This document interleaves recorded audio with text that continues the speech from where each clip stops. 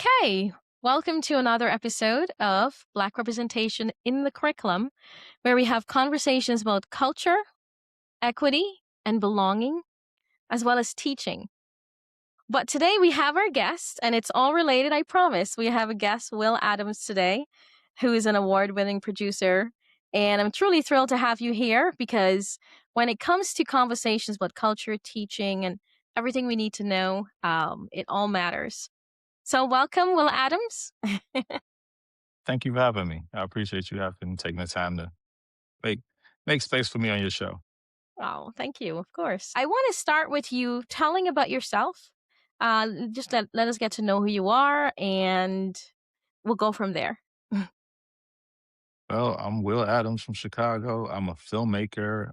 Have quite a few movies under my belt, which you can find on lokekey.com. That's a quick plug. But pretty much, I produce, I write, I direct. I also edit. I'm what you call an all-around independent filmmaker because when people say they're independent filmmakers, they usually say, "Oh, I write, I direct, I do all of that, and I Wow. produce." So that's a lot of hats that you're wearing. Yeah, and that gets a little tired from time to time. Wow. So, it's interesting when it comes to I have this fascination with filmmaking, of course. I do mostly well, I shouldn't say mostly. I watch. That's mostly what I do. Um, but I'm so curious, especially for people listening out there, you know, and especially if kids want to listen to this later on. Can you tell me a little bit about your journey here to be a producer? Well, when I started out, I was just a shooter, so I like to grab the camera, run and gun, and shoot whatever, and I can easily pass you your footage and be done and get my money. And one day I happened to be working on somebody's project that was doing everything I can think could be wrong in my eyes. So Mm-hmm. I felt like, you know what? I could do that. So then I created a movie called Kidnap. And I did that and it was trash. Mm-hmm. It was a dumpster fire. And I learned that first I learned that you have to direct your talent. Secondly, I learned that everything that looks easy isn't easy. So I had to figure out another way to do the same thing I want to do again with a different project. I couldn't redo the same project again. I had to do something different because that first project was my learning tool. And then the second project, I applied everything that learned that I didn't do in the first project to the second project. And I kept pushing Okay. forward. Do you get bored easily when you said that? I just pictured sometimes myself not being able to like it's very hard for me to teach the same lesson twice. Do you No, get bored? Okay, go ahead. no, because you have to be creative and being an independent, we don't have the money that the studios have. So we have to be independent whenever shooting anything. I mean, we on the street, we're pretty much guerrilla shooting, meaning Mm, that no permits. Hey, you watching for the police, uh, for the most part, making sure we get our shots in before they come and shut us down. But you have to be creative in every aspect. It's not like, all right, well, here's the script, mhm. here's the locations, here are the actors, let's shoot. It's not the same thing twice. Matter of fact, with Tubi movie, uh, let's go back. My formula to creating any movie is write a script, grab the locations, lock those in because you have the times and the dates, and then grab your actors because your actors usually ask you, when are you going to shoot? Mhm. So when they ask you when you're shooting and you don't have a definitive date, you come back to them later on, they say, oh, I'm already doing something. So now you give them the location. But with Tubi movie, since I wanted everybody that's in Tubi movie, I wanted them in it. So it's not like any of them audition. I physically call all of those people up on the phone, all Oh, 28 of them, and said, "Hey, can you be in this movie?" And they was like, "What's it about?" Well, some people said, "Sure," without even reading the script. And then, Adele Givens said, "Send her the script." I sent her the script, and then she said, like 18 pages in, it was super funny. But what's crazy is she hadn't even read the whole script. She hadn't even read her part yet, which I was shocked. I didn't even get it, write the script before Damon said he would do it. I mhm. said, Damon, I was thinking about doing it. He said, yeah, I want to be in. Me and my wife was just talking about it. So yeah, I do it. So, you know, but other people want to see the script. David Walker, he wanted to see the script, but other Mhm. people, I just say, "Hey, can you?" Yeah, I'm in it. Like, you don't really, no, I'm cool. Just send me a script when it's ready. But I call all those people, 28 people. That's a lot of people. Wow, that is a lot of people. No, I'm so curious. When you chose them, is it because you'd seen them act? Did you know? Have you seen them? Did you just know them? I'm just curious about that because pulling together a Well, team that worked really well is hard. okay, so let me take that back. 25 of the people I called personally. Mhm. Three, Okay. the three Tammys, Eric Jones got those people for me. But everybody else, I personally called up on the phone and said, "Hey, can you be in this? Can you?" Down to the doctor walking into the off into the hospital room with the white smock on. I called him up. Hey, it's a small part, but can you do it? And he was like, "Okay, I'm there." And it happened. Now, since we're talking about the movie, I did have a whole bunch of questions first, but might as well Okay, jump go into the ahead. movie. No, I'm I'll sorry. I'm sorry. backtrack. I'm sorry. No, no, that's problem. Since we're there, because as soon as you said it, I thought about that scene, with the skeleton, with the picture, and I'm just so curious. Who you got to draw that or create that. Well, I don't want to give away too much, but I don't know how much you want to give well, away. on But on yeah, my staff, well, that's in the trailer, so they can see that in the trailer. But on my okay. staff, I got two artists. My photographer, he's an artist, and then George Mhm, Davis, he's an artist. George Davis is like one of those artists that can just. I say, hey, draw me a finger pointing at the sky. Done. So I said, mhm. hey, can you draw this skull? I want this make it look like an X-ray with a crack in it. He turned around, boom. I said, okay, that's it. We and usually I don't practice. We don't practice, but I knew that Adele, when she saw it, she wasn't gonna be ready for it. So because she was like, yeah, let's get ready to shoot. I said, no, I need you to practice this part first. She was like, Will, you don't usually practice. I said, I get it, but I need. All right, come on, we're just gonna do this part. We're gonna run through it real quick. Oh, he ran through the little part real quick, and then he showed her, and she fell on the floor, and she laughed for 10 minutes. She's like, yeah, you did right. So You did did you right. kind of start in the middle with the movie, or kind of, when you started filming and everything, did you start? Because some people I know start in different places. No. Okay. That movie, I shot. What scenes did we shoot first? We shot. Oh, you know what? We shot the three Tammys first. The which one? Then three Tammys, Oh, okay. Okay. and then we shot the scene with the young parents at breakfast second, and Okay. then we shot uh the hospital scene third, Okay. and then everything else fell down the line. Nice. I'm cracking because, the scenes are now coming back to me as you mention them. Mhm. It was a rather funny movie, I do have to say. It was an unexpected twist. What inspired you to create that movie? Well, so what happened? After you doom scroll, I don't like to say doom scroll because doom scroll means like I'm gonna be deaf, like but I'm scrolling on the internet and I'm looking at these different posts where people are just basically dogging these movies, but they're not telling you the names of these movies. They're only calling them Tubi movies. And with them calling them Mm, Tubi movies, I'm thinking like, man, I'm seeing some of the same clips on different people's posts. I was like, man, they getting a lot of traction. I said, mhm, man, I should probably make a bad movie so I can get traction like this. Then I said, no, because the thing is, they're making these bad movies, but you don't know the names of these movies. mm, They're just dubbed Tubi movies. mhm, So basically, the people who were posting these movies, they were basically getting people ready to see Tubi movie, mhm, my movie. So I thought, let's make a self-aware comedy where the actors break character and mhm, complain about the same things that the viewer would complain about, so you can laugh with us instead of at us. mm. So that's where the concept came from. Wow. It's funny because I did listen to also another interview you had, and I thought you had written it because you were trying to bring awareness to how challenging it is to create such a movie as well. I Mm-mm. mean, No, it's no, no, great no. that you I think that never said so many that. things. Oh, okay. Maybe I No, no, misinterpreted no, no. then. I never said that. It was the whole. It's because of the streaming culture. It's making a movie. It's creating a movie that people who post these bad movies and dub them Tubi movies Mhm. is creating a movie that they didn't know they wanted to see.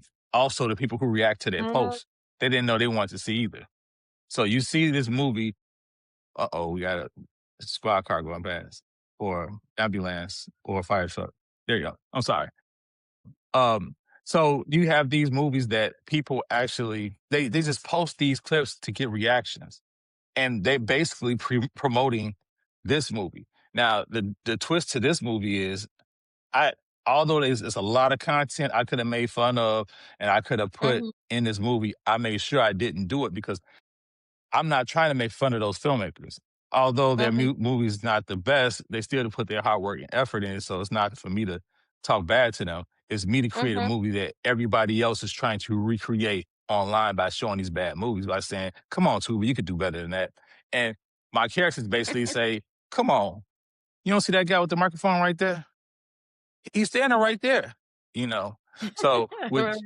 with that in place, it creates a space for you guys to just laugh with us and not us not be the butt of everybody's posts and get reactions and comments talking about how bad the movie is because the Right. movie is not bad. It's actually a good movie. It's a Mhm. good bad movie on purpose. It's very intentional. Right. I could tell it was very intentional. And of And course, well, huh? I was just saying, and I also put the disclaimer at the very beginning. Yes. The disclaimer at the very beginning explains everything. So there's no confusion or trying to figure out if this was intentional. It says it's satire, and if Mhm. you've made something that's similar to this, it's purely coincidental. It's not on purpose. And if you have made something similar to this, be a better filmmaker. So that's on you. It's funny because I did hear you say that, and I'm so curious now because as I was watching it, of course, we couldn't help thinking, of what it reminded you of, right? Because of your hmm play on, movies. I'm so curious as to what you've heard about in terms of comparisons. Well, some people said Hollywood Shuffle, but I said no. Hollywood Shuffle was a movie that's pretty much uh, full of sketches. Mhm. It's a movie that has sketches all throughout. Now, this movie that comes close, the only movie that comes close to this movie is pretty much, what's the name of that? I'm gonna get you, sucker. And there's one scene that I realized that from, and that was just recent, like 2 weeks ago. Mhm. Have you ever seen I'm gonna get you, sucker? I think so. It sounds is that the Richard Pryor? Keenan Ivory Wayans movie. Okay, it sounds familiar, honestly. I Yeah. don't tend to remember all the names. Well, he was going to pick his mother up and his female friend, not girlfriend at the time, but his female friend up at the diner, Mhm. and then somebody came to the diner trying to, I guess, shake his mother down for money. And his mother Mhm. started fighting everybody, but they pulled his mother out and replaced her with a stunt double. Did not put Mm. makeup on him, had a full mustache, white guy, and she was black. Did flips and Mhm. everything, just had a wig on and a dress. So Mhm.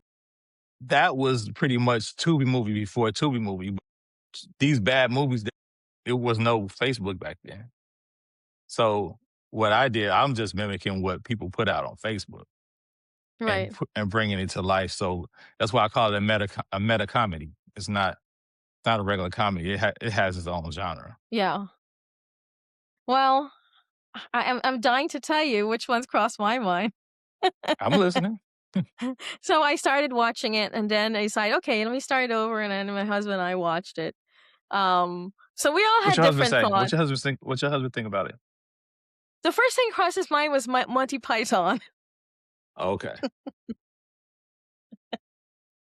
So, and I saw how, right? Because it was similar kind of satire, but um, I and the comparisons I made is not so much um because it was similar as much as there were things that reminded me of movies that I could see making fun of would be interesting, right?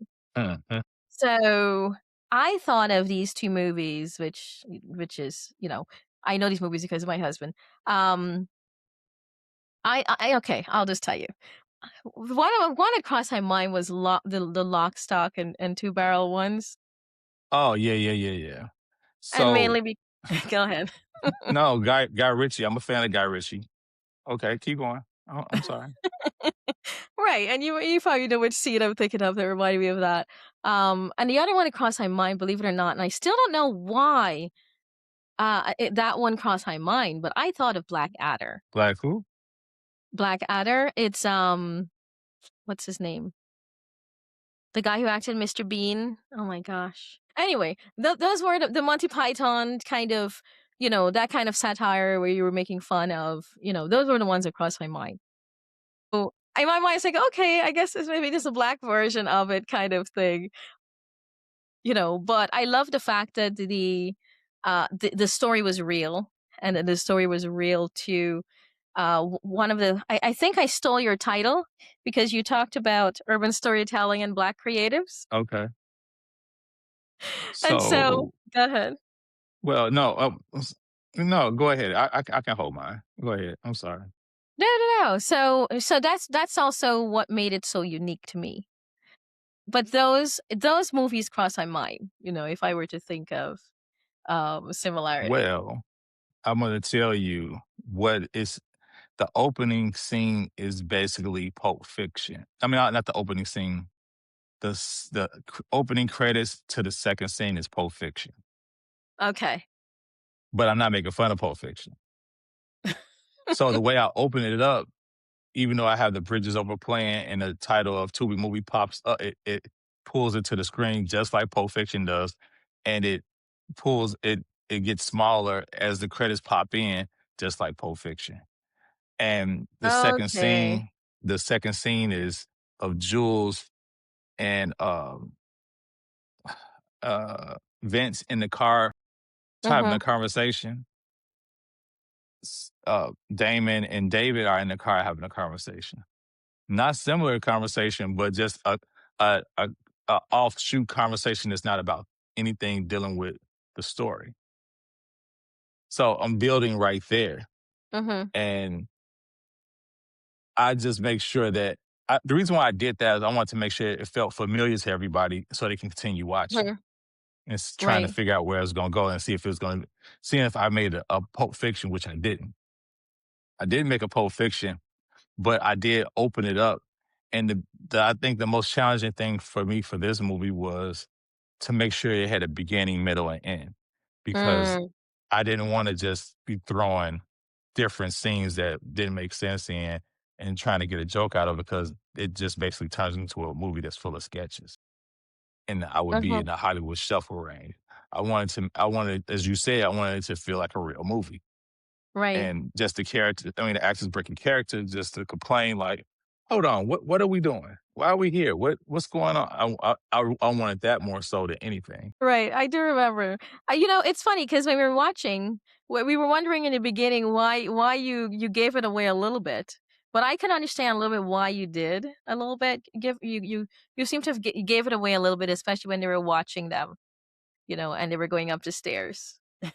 Have to, and the reason why I have Mhm. to is because everybody isn't as sharp as you, if that makes sense. Because I've talked to people that were a lot less sharper than you, and they still don't understand the movie. I asked Okay. him, I said, "Did you see the disclaimer at the beginning?" "Yeah, Mhm. I thought it was gonna be more like a romance or action movie." "No, it's a comedy. It's satire." But I didn't like get it. "You didn't get that it was satire?" Mhm. "No." I said, "Okay." And it made me that sent me into a whirlwind of emotions because 'cause I'm like, Mhm. "Maybe I missed it." So then I Mm-mm. went and asked about probably 14 people. I'm thinking it was 14 people because I wasn't convinced with the first 5. I wasn't convinced with the 10. Mhm. I stopped at 14, so I said, "If I get to 15, Imma be obsessive." And I left it alone. but everybody else said they understood what the movie's about and they got it. But that one person, and I, I mean, sometimes you have to make it. I try to make it as user friendly as possible Mhm. Well, I without think you did. insulting people who are as sharp as you. I was trying to figure, okay, yeah, I'll take it as a compliment, but yeah. Yeah, it's a compliment. Yeah, it's, I mean, I thought it was funny. I thought that it got funnier as time went on as well. And, the ending was a little unexpected, but in a good way, which was nice. So I think you did succeed in having that, And but I needed it to be an unexpected because if you're gonna watch a movie where you know it's gonna happen, why would you want to watch it?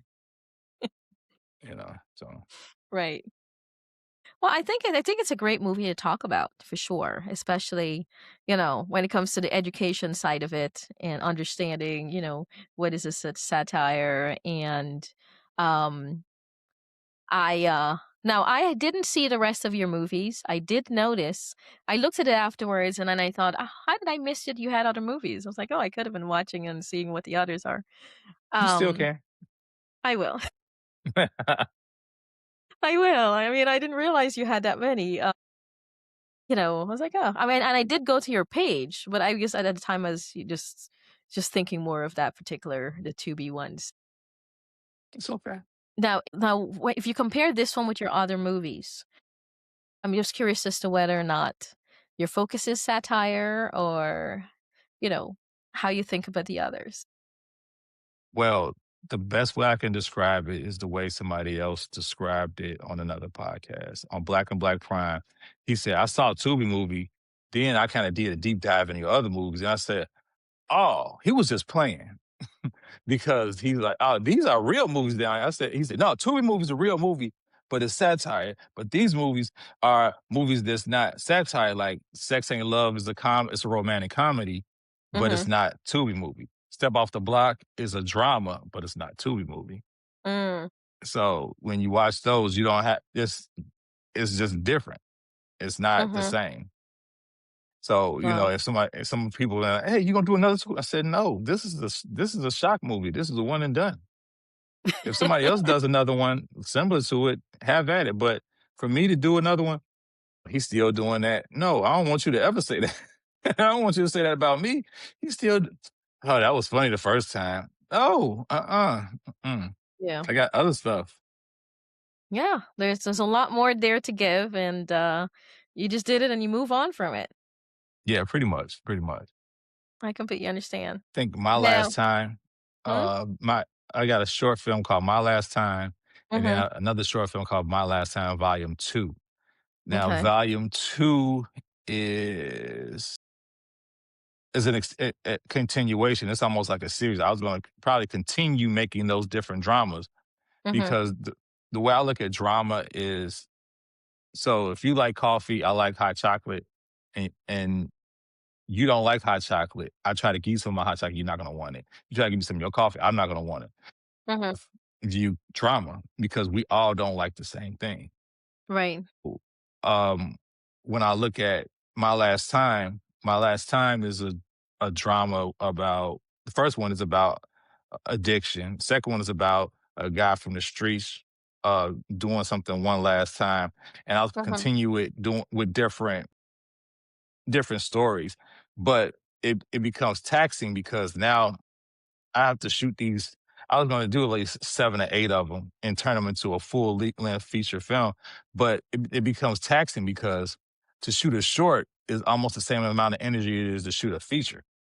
Mm. Believe it or not, you would Mm. think it's not, but it Hmm. is. Especially In what the way way? I shoot features. If you're Mhm. shooting one scene, it's not Mhm. that much. But if you're shooting multiple scenes in a short film, you might as Mhm. well stretch them out and just make the movie. Ah, yeah. Because My Last Time has different scenes in it. If you watch a third first, it's a short film. It's a long Mhm. short I mean, long short film. I think it's like 13 minutes, but it's all shot in one location. My Mm. Last Time is shot at multiple locations. So is My Last Time Volume 2 shot at multiple locations. Mhm. Tender Looking Good is shot at multiple locations. Mhm. If, if I mean, I could have just made them longer and Mhm. made a whole movie. Now, was Work Dinner is shot at one location.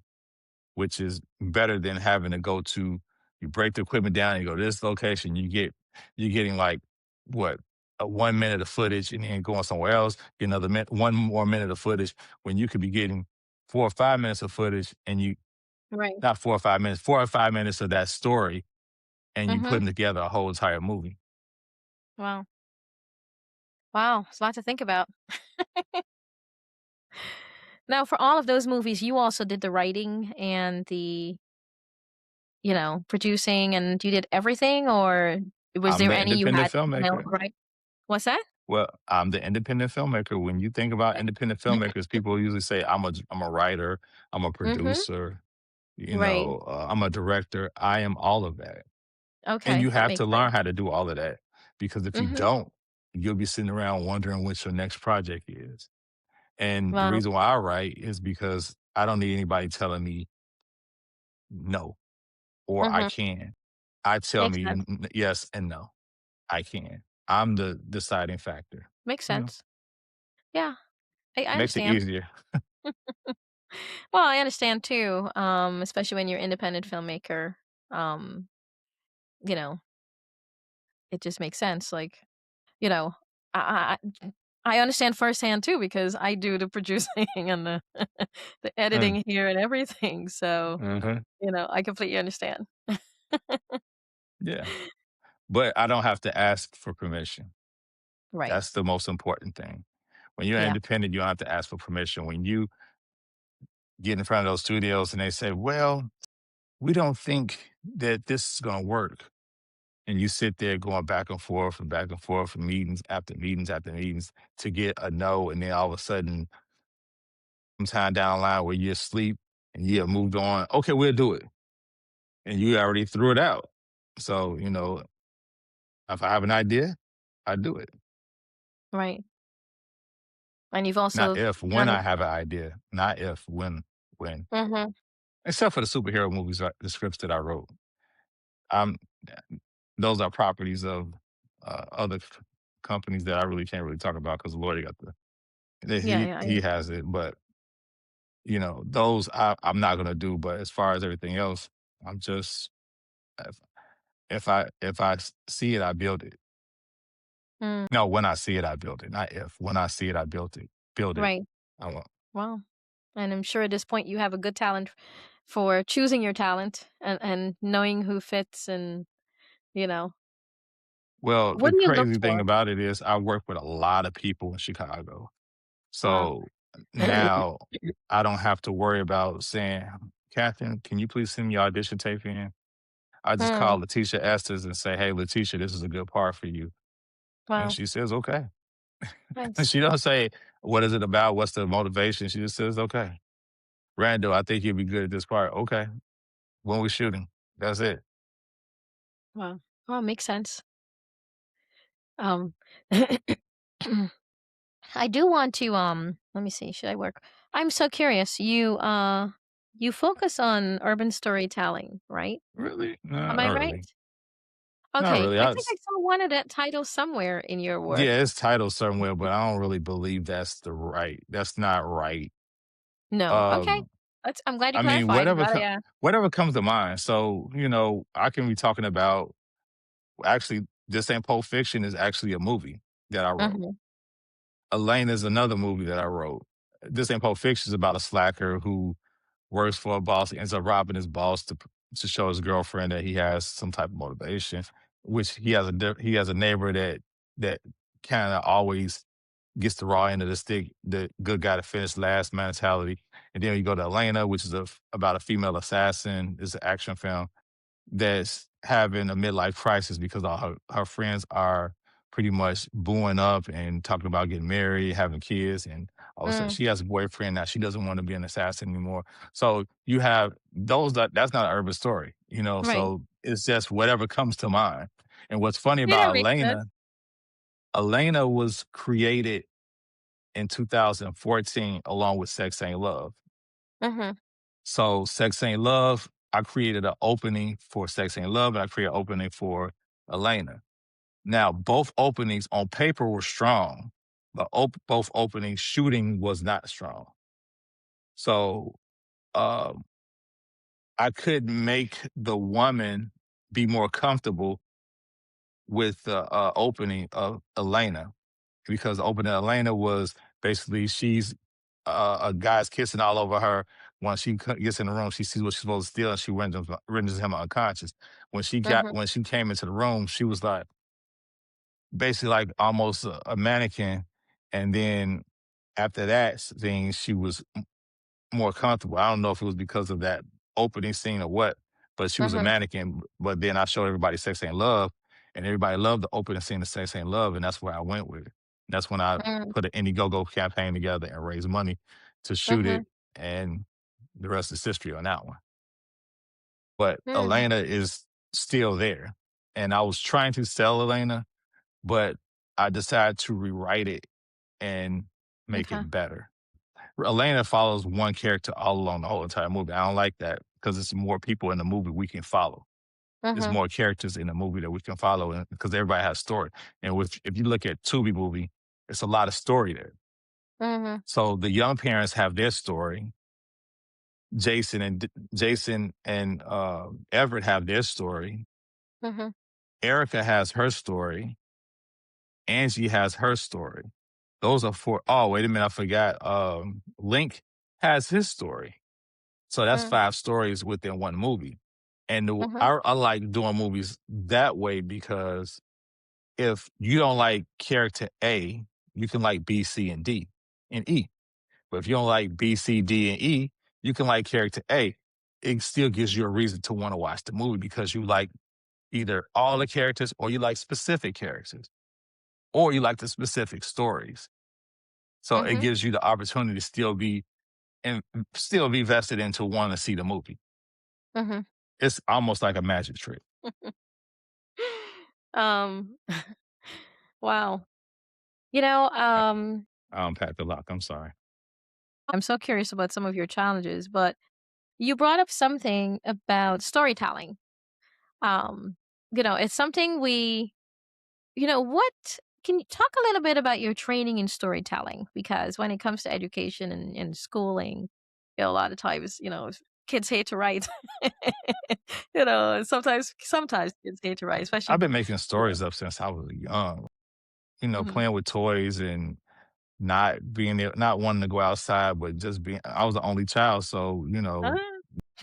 one toy here, one toy there. All right, well, what's the story? He's trying to steal this. He's trying to get it. He's trying to catch him. So that's where it probably really started. And Mhm. I'm always envisioning different scenarios, Mhm. and I think when I learned that I knew how to write, which is in college, um, it was different because I wrote. The teacher asked. I can't remember what the paper was about. He passed me the Mhm. paper and was like, "Here." I said, "Excuse me, sir, excuse me." He said, "What?" I said, "It's A minus," and he said, "Yeah, you had typos and some misspelled words, but it's after that's pretty much good." I said, "But this is good." He said, "Yeah, you're a good writer." Just like that. Wow. Just as nonchalant as it could be. He said, "You're a good writer." And I was like, Wow. "Really? I'm a good writer? Huh, never knew."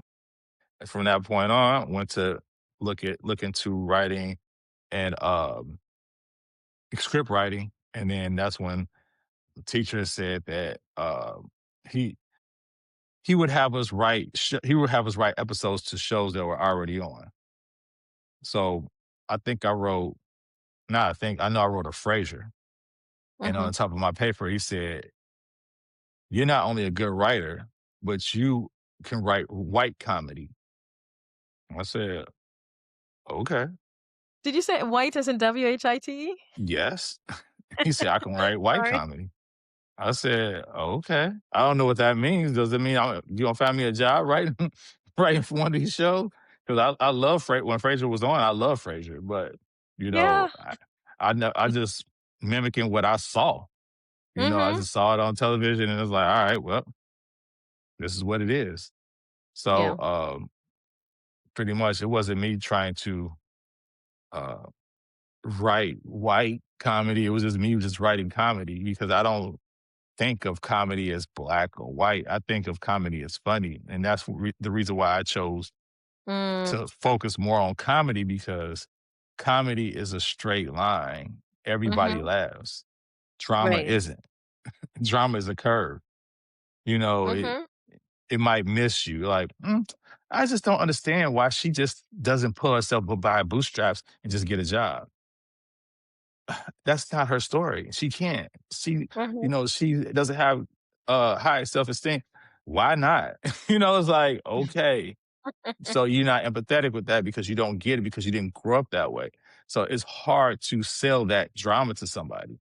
It's Yeah. hard to sell the drama to somebody about abusive woman that to another woman that's never been abused.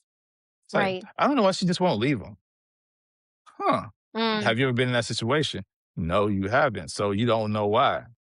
You don't know why that guy goes on the street and hustle. Yeah. mhm. Why he can't just get a job? He can just get a regular job. You don't know what Mhm. motivated him to get on the street and hustle. So, that's why drama is so hard. Comedy is a straight line. Yeah. Everybody loves to laugh. Yep. So there's no white or black comedy. There is slapstick comedy, which that's on both sides. When you think of Kramer coming into Seinfeld, he was slapstick all the way. But Mhm. Seinfeld, which is Jerry Seinfeld, George Costanza, Jason Alexander, and Mhm. Julia Dreyfus, those were the regular comedy. That's regular comedy. Mm, Kramer, which was what's Richards, he was slapstick. mhm. So, but comedy's still a straight line. Even though Yeah. slapstick can be funny in certain instances, it's still funny. It's straight line. It's like it's old white woman and a young black guy can watch the same thing and laugh, but they can Mhm. watch the same drama and not get it. Wow. It should be fine. All right. You brought up more. I was just, I realize I'm so curious. It's funny you talked about regular, because the ones you mentioned, it's funny. I'm in the middle of watching, um, you know, kind of reruns, of course. I'm a fan of Fraser as well, and but it's very interesting because watching these, I have a new lens in which I'm watching them, right? Especially in light of everything that's happening. Um, I think now more. I enjoy them, but I also have a bit of a critical eye. Thinking about what defines regular, especially when it comes to the role of women, right? Mhm. And what's considered a norm and things that are said and done. Um, you know, so those are those are things that I'm thinking about now, even as I rewatch some of, you know, and then some that I used to watch, it's a little hard to watch now. I Yeah. wondered I how mean, much thought. Go ahead. no. Go ahead. Go No, no, ahead. I was gonna How ask, much? How much thought? I was gonna ask how much thought when you think about movies and what's the norm, thinking about women's role. y- how do you think about that, when you're making your movies as well? Well, I really haven't thought about it, but I know I have a 19-year-old. Mm. So usually with her, I was just whatever movie they had a strong woman and it didn't matter what color she was, long as she was Mm, strong and she wasn't waiting for anybody to save her, mm, that's the movie we were watching. We watched The Fifth Element. We watched a couple of Mila Djokovic movies because it showed that she wasn't waiting on anybody to save her. She got up and saved herself. mhm. And I felt like that was very important when for her to see and not worry about I don't want her she already know I'm gonna save her, but I don't want her to worry about somebody else saving her. I want her to Right. be like, okay, well, you know what? We're in this situation. Okay, my dad told me to do X, Y, Z, and I want those things to be locked, which I don't even have to want. They are locked in her head. She just told me recently. She said, "I never realized all the stuff that you told me, how much it would matter right now. Mm, Thank you." And I almost cried. Almost wow. cried. Yeah, I almost cried. I don't I I didn't think of any different roles. Like, so in Tubi movie, the women are, well, it's three main women. Well, actually four, because uh, Jessica, she has one small role, but it's hers is major because she pulls a point of pointing out how filmmakers use women's beauty to basically push and sell the movie. But Mhm. in these roles, I had people, I mean, had the women basically confronting whatever's going on in that circle. I mean, in their scene, and actually, I guess not balling up and going into a corner and crying, which I Mhm. didn't want. I wanted them Yeah. to be able to handle that. And Mhm. I did see when that. the when the yeah when the women when you when you see the women in this movie, they're like, you know what, I'm out, pretty much. I don't Mhm. have no, I don't want to hear any lies. I don't want to hear any stories. I'm cool. Mhm. Stay Yeah. with where you are, and I'm good. I'm gone. Opposed Mhm. to, usually you see the guy, let me just talk to you for one moment. Come here. I'm sorry. And then they hug it out, and he turn around and do it a month later or a week later or a day later or an hour Yeah. later. Yeah. Yeah, that was nice. You had him walk away, which is, it's not so regular. No, no. Yeah. So, so you enjoyed the movie, huh? I did. I did enjoy it. My husband enjoyed it. We were cracking up. You were I cracking up. yes. What was your favorite part? Oh my gosh. What was my favorite part? I think the part I'm trying to remember. Trying to remember which one had me laughing more. Well, yeah, okay. So one of them that's crossing my mind is when they were trying to decide, they were all standing together. I did watch it a couple weeks ago. So Okay. they were all trying to decide who would do the job and who would be the bad guy. And they were all confused about, you know, who the bad guy role is and whether they were going to steal the stuff. Yeah, I remember, I think it was three or four guys standing talking together. I get. I think that part had me cracking up if I remember I correctly. like that because everybody has their different parts. I have a friend that she says she loves the part with me and my daughter in it, where we talking about the cars, as with the toy cars. Toy cars. Yeah, it's she's in it. She was like, I don't know how to do this, and I'm like, no, you got to, But the whole thing is that's the only part of the movie that was actually improv. That's the only part of That's the movie. interesting. Every every other part of the movie was written. Nothing else was improv. And the follow scene went kind of long, so I decided to drop Mhm, that in just mhm, as a ha ha ha, and it hit well. It hit really well mhm. because they said, "Oh, he put his daughter in there. It's so cute," and then she's like, "Dad, I'm cold." I said, "Director," and you know, So that was actually a real a real yeah, dad, yeah, appropriate age dad. Yeah, yeah, I thought that was funny too. Just yeah. how you swap those roles. Um, I have to make note of that. It's funny when I think back at things. I'm trying to figure out which part made me laugh. Now when it comes to okay, so you went to college, and was it in an English class you discovered that aha moment, or was it a script writing class? What do you consider Do aha you moment? remember? When you said when you got an A minus, I'm just curious. So the way I got introduced to video in general was in high school, and Okay. I was in English class, and when I was in Mhm. English class, the teacher pushed this television in. It was the end of the year, freshman year, and Mhm. when she pushed this television in, and she showed us this video, I was like, "Oh, they must be coming to the school, whoever's the people in this video." And then Uh-huh. she turned the TV off and said, "How many people in here would like to learn how to make a video like this?" I raised my hand straight away. Then she said, if you do, sign up for my class. I said, I'll sign up for your class today. So I was I signed up for the class, and that from there, Wow. and then when I learned I knew how to write, which I didn't know, was in English.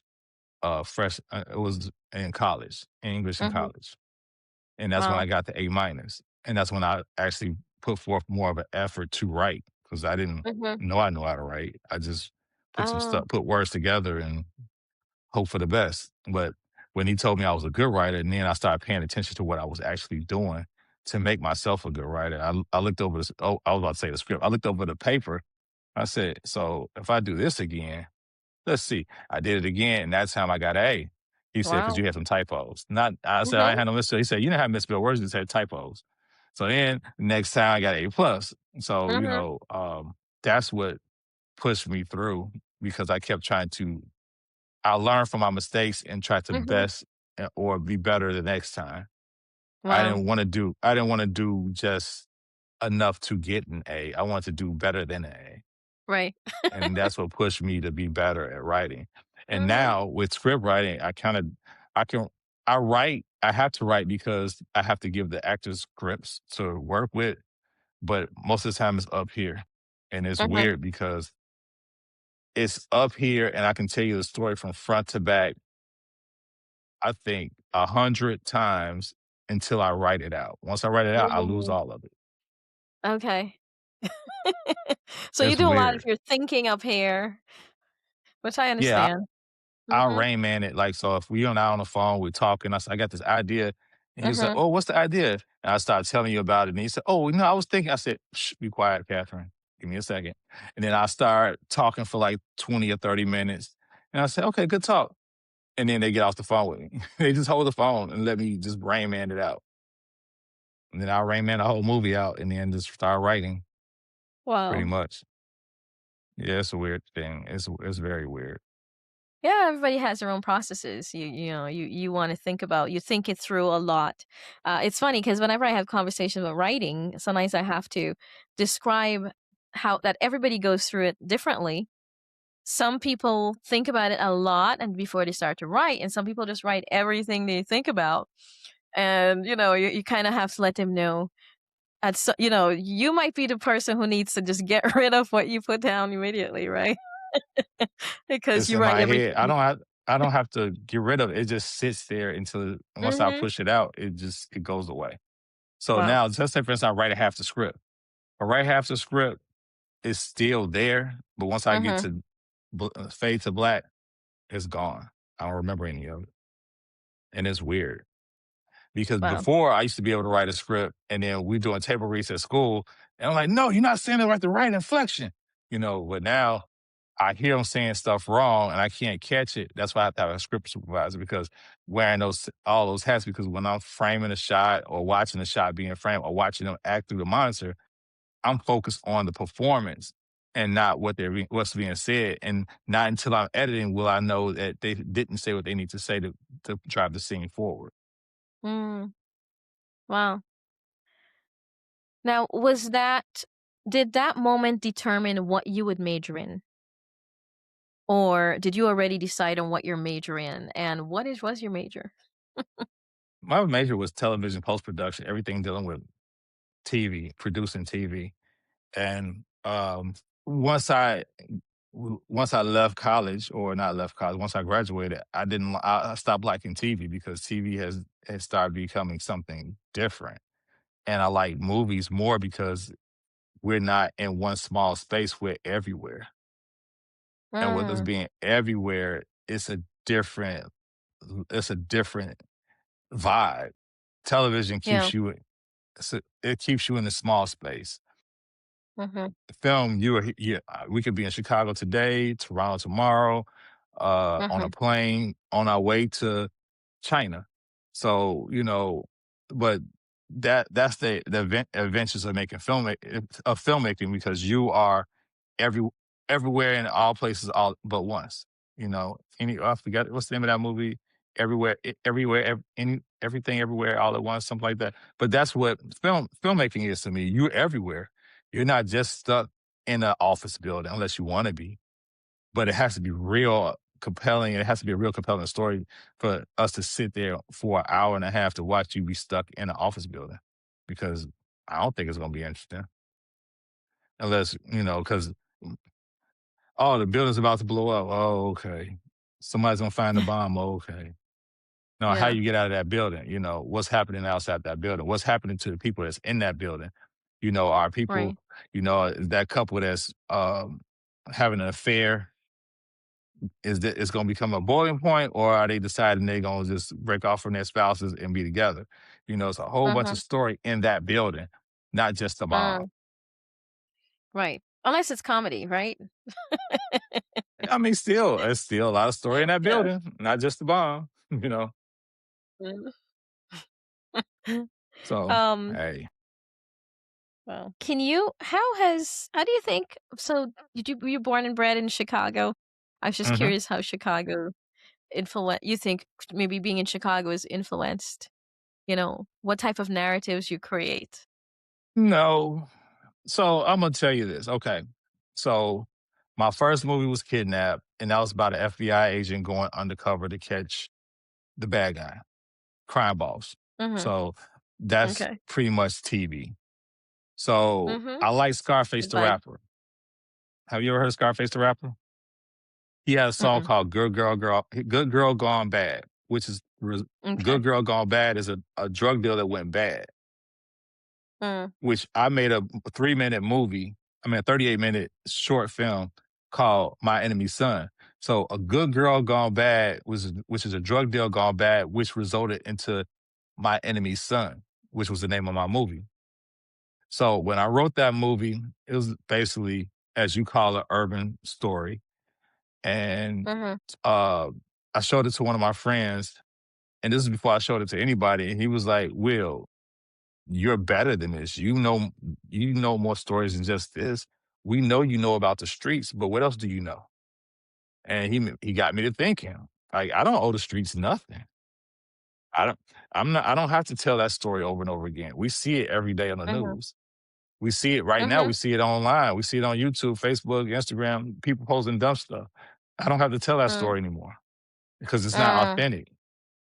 Mhm. So I got into telling different stories, which were better than the story that I was telling, because Mhm. it was almost My Enemy Son almost glorified that life. So I stepped away Mhm. from that. I created If I Yeah. Die Tomorrow, which didn't glorify the life, which a guy in that life finds out that he has 24 hours to live. That's a short film. Mhm. I created Mhm. something like that. Then we get to Step Off the Block. Step Off the Block was trying to save the youth. But again, everybody that sees that story, it doesn't resonate. My kid, he doesn't have to worry about nobody getting shot at. Worry about getting shot at. Why does he have to worry about getting shot at? I don't get it. I don't understand. I get why that movie didn't pop like it was supposed to. I also get why Sex Right. Ain't Love did, because it was a comedy. It was a romantic comedy. It was a Mhm. love story Yeah. about a guy who didn't know what love is, and it's a lot of guys that don't know what love is until it knocks them over the head, or it's almost too late. Because in Sex and Love, it's Mm. almost too late. Yeah. Well, I think we need to do a lot of laughing these days. Yeah, because that It's guy certainly a in better that thing to do. that guy in that office is sure doing a lot of crazy stuff. Yeah. Yeah. It's what are let's just say kids growing up right now want to do what you're doing. What are some, but not even that, people who want to do what you're doing, what are some challenges they need to be aware of for just, you know, producing, writing and getting a movie out? What are some challenges to really Well, getting you you need through to this? try to have your own equipment. Yeah, I mean, you can Mm, rent, but you always got to give it mhm, back. You got to buy insurance. So by the time you finish doing all that, probably 5 times you didn't bought the equipment. So you might as mhm, well buy your own equipment. You want to work with people that respect you. mm, If you're a writer, you want to learn how to write a script. And the best advice I can give you is to write. To read the book Story. That was a good. It's about big as the Bible, but it's a good mhm, book. And helps you break down the characters and help you create the characters. Mhm. And as far as the production side, you need to know every aspect you can to make sure that the people that you have working for you are doing the job that you need them to do, but to make Mm. sure that everything flows smoothly and you can create a plan where you are the captain of the ship and and all your deckhands are doing the things they need to do to make sure that the production rolls through perfectly. Mhm. Because as far as I go, I'm efficient. Mhm. I take 4 hours. It's a 4 hour shoot day for me. The first hour, I bring all the equipment, set it up. Second hour, the crew show up. Third and fourth, which is 2 hours shoot time, that's Mhm. the cast come in, we shoot, and they go home. There's no 12-hour shoot days for me. So Mm. nobody gets fed, and the reason why they don't get fed is because I paid you already. You go get your own food. And you keep it to 4 hours. Yeah, and I mean, we can stay here longer, and you wanna stay Right. here 12 hours, and we sitting around talking, but I don't Right. wanna stay here longer. I wanna be in and out and be efficient.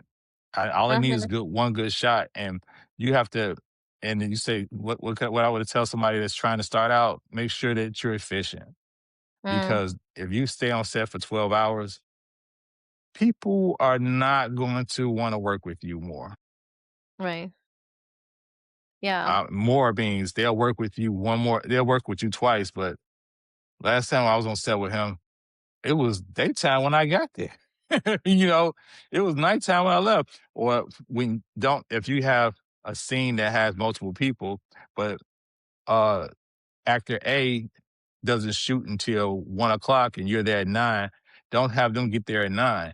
Have them get there at 1 o'clock and shoot your regular other characters early and get them out of the way so when actor A gets there, they can get in there and knock theirs out. Don't just have them sitting around falling asleep Mm. waiting for their part Right. because it doesn't add anything to it. It's that Mm. whole hurry up and wait syndrome. Like, oh, come on, hurry up, come get here. And the other thing is, don't walk into the location with your actors, with your equipment. So you setting it up, have your stuff set up by the time they get there. It keeps you Mhm. efficient, stops them from asking you questions while you're trying to put stuff together. Because when they start asking you questions while you're putting stuff together, you forget stuff. You forget Yeah. what to all of that. So Mhm. I've experienced all of I the can see stuff that that. I'm telling you not to do Mhm. because I learned the hard way, Yeah. trial and error. Right. And, is it part of being prepared and, respecting everybody's time um and understanding even what that means, right? As you Yeah, do it. showing up on Yeah. time, just being on Mhm. time, period. That respects everybody's time. Then if somebody show up late, everybody else is like, "Wait a minute, Catherine showed up late? I guess I won't show up on time next time because Catherine showed up late. She not better than me." And it gets like that. Yeah, I imagine. Um so in terms of so what one thing that crossed my mind as you were talking is, especially when it comes to storytelling, I could very easily see, kids today with the onset of AI saying, "Oh, I don't need to know how to write. I could just have AI do it." What would you say to them? What advice do you have for Try it if you them? want to because What's that? they can try it if they want to. What happens is on the surface, everybody's like, "Oh man, that's so great." And then Mhm. after you continue to see the same thing duplicated over and over again, it's not great anymore. Is AI does the same thing over and over again. So you'll see Mhm. something once, just like Tubi movie. Tubi movie came out once, and if I did it again, you'd be like, "He doing that again." So AI is the same way. AI does it evolves, but it does not know how to evolve when it comes to something like storytelling. Right. Mhm. Absolutely. That's I how I think feel about one it. Yeah. No, I agree. I feel that way as well. I think that that'll be the big that'll be the big thing that separates, I think, people, who are successful in a lot of things, um, and people who are not, uh, Well, just trying studios to. are making movies now so you can scroll while you watch them, and that's not the way you want to watch a movie.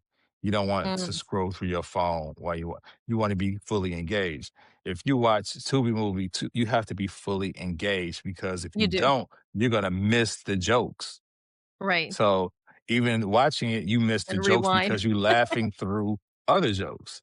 Mhm. So, you know, and AI, if AI follows the suit of the studio, it'll be here and it'll be gone. Right now, it's this whole vertical craze. Oh, these movies Mhm. are vertical. I'm like, yeah, you no, it's basically books on video now Mhm. Yeah. because guy walks in, he everybody thinks he's poor, but he's really rich. There's a whole lot of exposure. There's no showing there's no showing through visuals. It's all explained to you. And that's Mhm. exactly what a book does. A Mhm. book does that. And Yeah. people are like, "Oh, wow, you know, the Chinese people are making a lot of money on these vertical." I said, Have at it. Have at it." I don't think it's a good thing. I don't think verticals are great because there's a lot of exposure. I don't wanna create a movie that you use your phone as I mean, using the movie as background and your phone as the foreground because Mm. whatever's on your phone is not as important as this movie that I took my blood, effort, and tears to make. Yeah, I think with a lot of things, I think we're going through a phase that we're gonna be either very tired of soon or wear ourselves out. I mean, it's just like with social media. Everybody they sit there scrolling, and then it's Netflix. Everybody got Netflix. How many people can you talk to have seen actual movies on Netflix without sitting there for hours by watching just previews? Watching previews for hours and like, yeah, that's okay, and just turns it off. You can watch probably 80 previews and then just turn Netflix off and turn the television off and go to sleep. Mm. There's a lot of people out there like that. Well. You go to Netflix for a specific thing. You go, oh, Cat Williams special on? I'm going to Netflix to see that. Mhm. But if you're going to Netflix to see, hey, let me see what's on tomatoes on Saturn, what is this? You know, tomatoes on Saturn? Oh, the Jeep Wrangler boys. What is the nah? It's a whole bunch of nah. And then I can't watch dub movies at all. I rather read the subtitles. It takes it away from me. I rather read the subtitles Okay. because watching a dub movie and seeing they move their lips not move right, and I'm like, they're not really. What are they saying? What are they really saying? Tell me, what are they really saying? And the voices don't match. Oh, it's just wild. Well, it depends on, if it's a lot of action, then maybe they don't need to, right? I the voices don't match. The voices don't match the character. Hi, I thought you were gone. I'm like, wait a minute, you black. Hold on. So, all right. Well, um, so I do have one more question for you. Um, so when it comes to, I'm always thinking about, you know, kids and, education. What type of character do you think, kids need to have, to have the type of, to accomplish what you're doing? Like, what advice would you give yeah. to them? And then You have I'm to going to go have to YouTube and see if you're you ready. if you're gonna start something, finish it. That has to be in your character. Mm, That has to be your character put all the way through. Because mm, sometimes the finish line is not in sight. Sometimes the finish line is so far away, it's so far down the way and around the corner, you don't even see the light. But you have mm, to have the will and push to want to finish. That has to be you have to make that part of your character. Even if it's not part of your character, you have to make it part of your character. I was told mhm, once a while ago, it's like they said, "Well, I didn't think he was gonna finish the movie." I was like, "Why would you say that?" Well, I knew you would finish it if I said that to you. I'm like, because they said you never finish what you started. I'm like, what? So I finished the movie. I knew if I told you that you would finish it. I said, I don't like the Jedi mind trick. Just tell me you don't finish nothing. You need to focus on finishing stuff. You don't need to go around about telling me I'm messing up. Just tell me I'm messing up. I feel like that's a better way. Mhm. So, you have Wow. to have the at the start and finish, no matter what. I don't care. If say for instance, it's not everything that's in the script is not right, figure out how to make it make sense and Mhm. and still put it out. Because although it's not done Mhm. to the best ability of the script, it's still done. And you Mhm. still owe it to yourself plus everybody that had something to do with the movie to put it out. So eyes can be on it. Yeah, I So actually just for everyone, I did post a link to your movie in the YouTube. you can send it to Plex. Plex, that's where I Oh, can make no, she money has off of. access. What's that? Okay. Plex is where I make money. The Plex. Yeah, I she goes to think, Plex to watch it. I'm not sure if You watch it on that's the Vimeo. one. What's that? You watch it on Vimeo. That's the No, screen I link. watched it on, I watched it before she sent me that link. Oh, well, thank you. Yeah, well, Cha-ching. I wanted to I search said cha-ching. thoroughly what's that? Cha-ching. Because you watched it. If you watched it on a platform, that means you helped me get money. Oh, okay. Yeah, I did watch it. She wondered what your Instagram was. Well, Adam Chicago. She said you'll follow him, huh? Will Adams Chicago. Hmm. Okay. And so the link to the movie is also there in the live YouTube at the bottom. I did put link to movie, so you'll be able to see it there as well. And it, for anyone who wants to look at it. Cool And beans. okay, awesome. So, well, any last notes or comments? Let me check you and make sure there was no other thing I missed. Well, I Any appreciate you last having me notes on or your show, and lokeky.com is my website. And I I appreciate your questions. They were nice. You said you're gonna give me some hard questions. Uh, Thank you for sparing me. well, I phrase them so they're not so hard, right? User friendly, because I might not be as sharp as you. I got you. No, It's okay. that's what I was thinking. I was thinking, there are always topics. I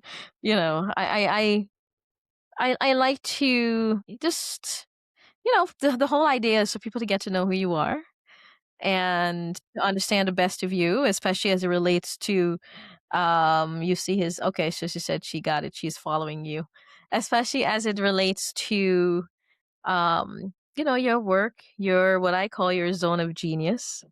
And especially when it comes to thinking of, Black representation of curriculum and what it means, what can they learn about you, especially when it comes to, all of this is figuring out, well, what do we need, right? What do we need to know? What do we need to understand? And I think we can learn it a lot from our individual lived experiences. I So, agree. I agree. well, that's, yeah, I agree too. But yeah, thank you so much for taking the time to be here. I do appreciate it. And any last things before we end? lokeky.com. You can see the movie, you can see my past work, and you can find all my socials at the bottom of that page. Hmm. And I will That's it, add I that. think. I think that's it, yeah. Yeah.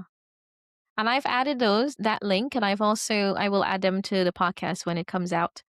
But yeah, thank you so much, everyone, for listening today to our live podcast with Will Adams, producer and filmmaker. And if you like this episode, please like and follow so you can be alerted for the next episodes. Thank you. Thank you for having me on.